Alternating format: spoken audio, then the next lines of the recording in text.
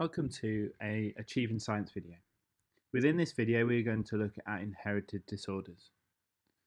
First of all, we're going to look at an inherited disorder called cystic fibrosis. Here we've got a diagram of the lungs, because within this genetic disorder the cell membranes are affected. Cystic fibrosis results in a thick, sticky mucus in the air passages and therefore can cause them blockages. Cystic fibrosis is caused by the recessive allele. Therefore, a sufferer needs to have two recessive alleles in order to have cystic fibrosis.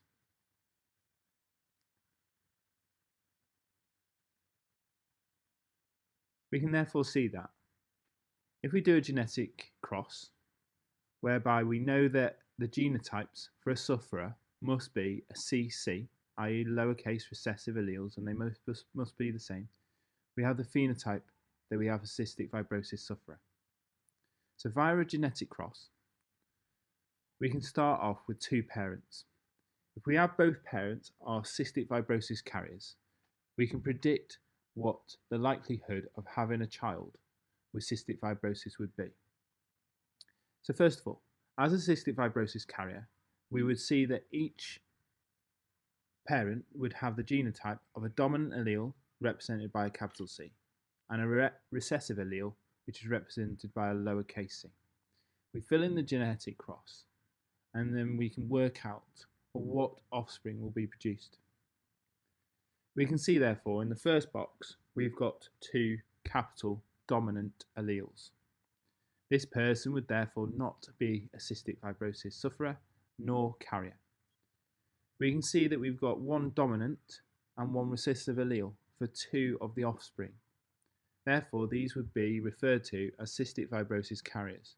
They wouldn't be sufferers, but they would carry the recessive allele for cystic fibrosis. And then finally, we've got one offspring with two recessive alleles.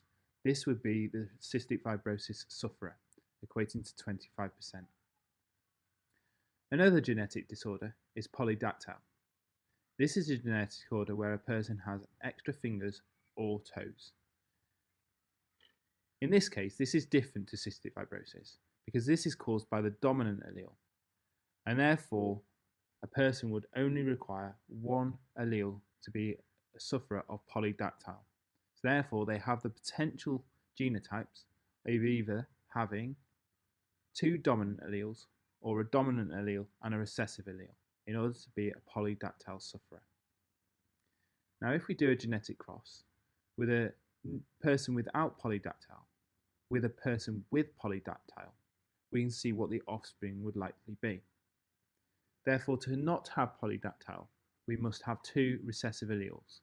We've represented this by two lowercase p's. For a sufferer, we've chosen that the sufferer will be a carrier and therefore have one dominant allele and one recessive allele. So will any of their children have polydactyl is the question. Well, if we do the genetic cross, we can see what is produced. We can see in the first case we've got one dominant, one recessive, and again we've got one dominant, one recessive. We can therefore see that we've got two recessive alleles and another offspring with two recessive alleles.